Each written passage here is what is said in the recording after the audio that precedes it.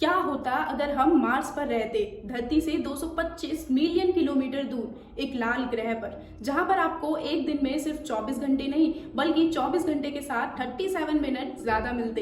एक साल में आपको सिर्फ 365 डेज नहीं बल्कि 687 डेज मिलते, यानी एक साल में आपको 322 डेज ज्यादा मिलते। और एक और बहुत खास बात, आपको सिर्फ एक नहीं बल्कि 2 चांद देखने का मौका मिलता।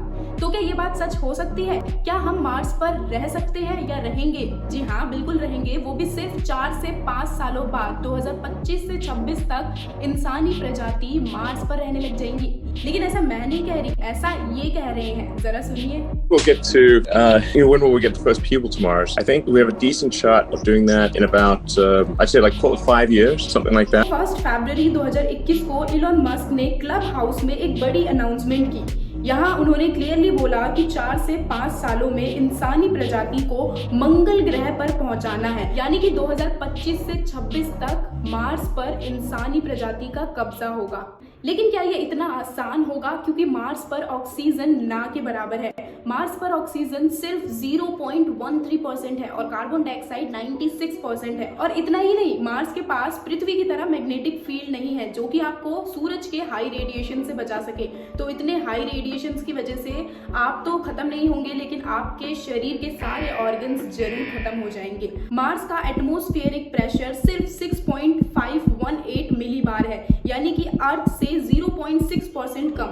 इसकी वजह से हमारी बॉडी का इंटरनल प्रेशर इतना बढ़ जाएगा कि हमारी बॉडी एक गुब्बारे की तरह फूल जाएगी और फट जाएगी। तो क्या इतनी कठिनाइयों में मार्स पर रहना पॉसिबल हो पाएगा, वो भी सिर्फ 4 से 5 सालों में? क्या इलॉन भैया का जो सपना है 2050 तक 1 मिलियन लोगों को मार्स तक पहुंचाने का, पूरा हो भी पाएगा या नहीं? चलिए जानते हैं आज की इस वीडियो के अंदर, जिस वीडियो का टाइटल है क्या होता अगर हम मार्स पर रहते।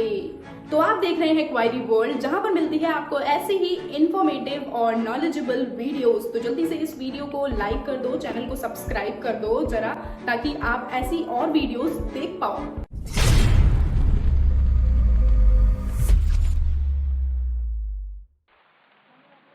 सबसे पहले आप सोच रहे होंगे कि ये इलॉन भैया मार्स के पीछे क्यों पड़े हैं। तो 1997 में नासा ने अपना पहला रोवर मार्स पर लैंड करवाया था। New assignment from NASA. Land safely on Mars. In a revolutionary new way. और इस रोवर ने वहां की मिट्टी को टेस्ट किया और मार्स की इंफॉर्मेशन पृथ्वी के साइंटिस्ट तक पहुंचाई। लेकिन नासा के साइंटिस्ट के लिए सिर्फ इतनी सी इंफॉर्मेशन काफी नहीं थी, जिसके बाद नासा ने 31 जुलाई 2008 को अपना दूसरा रोवर फिनिक्स मार्स लैंडर को लैंड करवाया। और इस दूसरे रोवर ने मार्स के बारे में एक बहुत बड़ी इंफॉर्मेशन पेश की, जिसको सुनने के बाद पृथ्वी पर रह रहे लोगों की जिंदगी बदल सकती थी, और साथ ही इन साइंटिस्ट की भी, जो कि ये थी कि मार्स पर वाटर, जी हाँ पानी मौजूद है in the form of frozen ice, और साथ ही मार्स के पास खुद का एटमॉस्फेयर भी है। have also been affected by the action of liquid water. और ये जानने के बाद कि मार्स पर पानी और एटमॉस्फेयर मौजूद है, साइंटिस्ट तांबले बावले हो गए और उन्होंने बोला एक दिन मार्स पर इंसानों का रहना पॉसिबल है। तभी इलॉन भैया ने बोला कि शुभ कार्य में देरी कैसी। इलॉन भैया ने खुद की साइंटिस्ट टीम रेडी की। Rate of improvement of AI excites and worries us. और कहा कि सिर्फ 4 से 5 सालों बाद वो खुद इंसानी प्रजाति को मार्स पर लैंड करवाएंगे और 2050 तक 1 मिलियन लोग मार्स पर लैंड कर चुके होंगे। इलॉन भैया की बात सुनने के बाद यूएई स्पेस एजेंसी ने भी दावा किया कि वो 2117 तक 6 लाख मार्शियन सिटी मार्स पर बना चुके होंगे।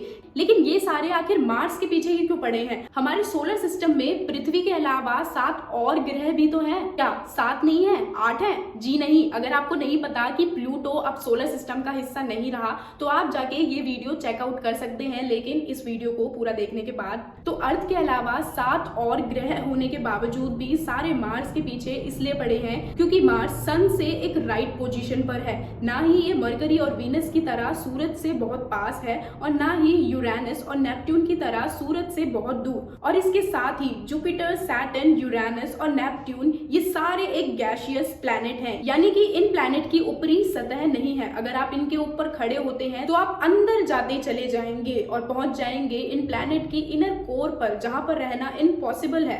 तो इसलिए मार्स एक बेस्ट ऑप्शन है, क्योंकि ये ना सूरज से बहुत दूर है और ना ही सूरज के बहुत पास, और ये एक चट्टानी ग्रह भी है।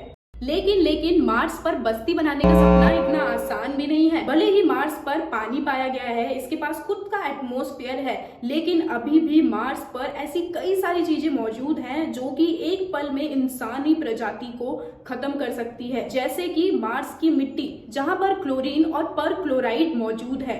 ये एक ऐसा कंपाउंड है जो हमारी बॉडी के कांटेक्ट में आते ही हमारे थायराइड ग्लैंड को खत्म कर देता है, जिसकी वजह से आपको गोइटर और कैंसर कुछ भी हो सकता है। मार्स पर क्लोरीन बहुत ज्यादा है, जिसकी वजह से हमारे लंग्स पूरी तरीके से काले पड़ जाएंगे। सिंपल भाषा में कहें, हम खत्म हो जाएंगे। और जैसा कि मैंने आपको बताया कि मार्स पर मैग्नेटिक फील्ड नहीं मौजूद है, जिसकी वजह से मार्स पर उतरते ही आपको 50 गुना हाई रेडिएशन का सामना करना पड़ेगा, जो कि आपको तुरंत तो नहीं, लेकिन धीरे धीरे करके आपके अंदर कैंसर, ट्यूमर, थायराइड और भी कई सारी खतरनाक बीमारियां पैदा कर देगी और धीरे धीरे करके आपको खत्म कर देगी। मार्स की ग्रेविटी 3.721 मीटर पर सेकंड स्क्वायर है, यानी कि अर्थ की सरफेस ग्रेविटी का सिर्फ 38%। इतनी लो ग्रेविटी होने के कारण जो साइंटिस्ट मार्स पर लंबे टाइम से मार्स की स्टडी कर रहे हैं, उनके अंदर bone and muscle loss, cardiovascular problem, ये एक ऐसी प्रॉब्लम है जिसमें पहले तो आपको सांस लेने में प्रॉब्लम आती है, धीरे धीरे करके आपके लेग्स और फीट्स में सूजन आएगी और पुअर ब्लड फ्लो की वजह से आपका पूरा शरीर नीला पड़ जाता है। और भी कई सारी प्रॉब्लम्स इन साइंटिस्ट के अंदर पाई गई है, सिर्फ और सिर्फ मार्स पर मौजूद लो ग्रेविटी की वजह से। मार्स पर मौजूद इतनी सारी प्रॉब्लम्स होने के बावजूद भी साइंटिस्ट ने ठाना है कि वो इंसानी प्रजाति को लैंड करवा के ही रहेंगे मार्स पर। तो आपको क्या लगता है, इलोन भैया का सपना 2050 तक मार्स पर 1 मिलियन लोगों को लैंड करवाने का क्या पूरा हो पाएगा या नहीं? वैसे इलोन मास्क के साइंटिस्ट बहुत जोरों शोरों से लगे हैं इन सारी प्रॉब्लम्स का सॉल्यूशन ढूंढने में, और शायद वो कामयाब भी हो सके। लेकिन जो लाइफस्टाइल हम पृथ्वी पर जी रहे हैं, वो लाइफस्टाइल हम कभी भी दूसरे प्लैनेट पर नहीं जी सकते। तो आपका क्या ख्याल है इस बारे में? अगर कल को मार्स पर रहना पॉसिबल हो भी जाता है तो क्या आप कभी मार्स पर रहने जाएंगे, ऐसे घूमने जाएंगे?